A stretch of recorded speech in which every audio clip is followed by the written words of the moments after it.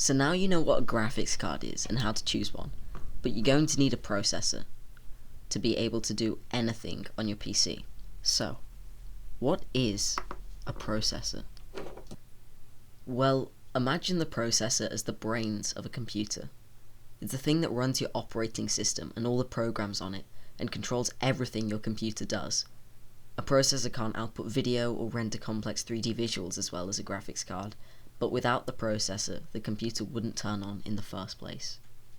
Processors tend to overheat if not cooled correctly, so if you buy a new processor, it will likely come with a cooler in a box. You can buy a much better one if you want to decrease the temperature of the processor. So now you know what a processor is, but how much should you spend on one?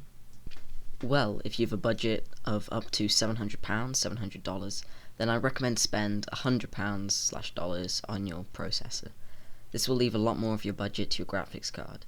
The reason for this is because modern games are graphics dependent and don't require an expensive processor. If your budget is £700 to $dollars to about $1,200, then I'd recommend spending £200 to $300 on your processor.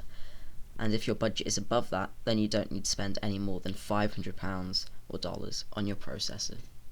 Okay, so now you know how much you should spend on a processor. But where should you buy a processor from? Well, just like graphics cards, you can buy them from Amazon, Newegg, and Overclockers UK.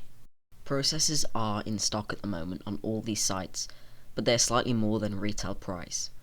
I'll link a processor for each budget in the description, but if you want to choose for yourself, I'll tell you how to choose a processor. You have two options when buying a processor, AMD or Intel. Right now, AMD has better deals than Intel, but Intel has more processors in stock than AMD. For each company, you want to choose one of their latest generations. For AMD, you want to look for either the Ryzen 3000 series or the Ryzen 5000 series.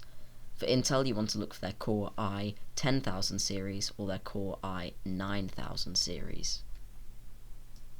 Then, once you've found their latest generation, pick the processor that fits your budget best, and also look at the specifications of that specific processor. You want a minimum of 4 cores, and want around 8 cores for the best experience. But just make sure that it is one of the latest generations. Thanks for watching. This is part 2 of a series I'm making. Like and comment if you want me to keep making this type of video.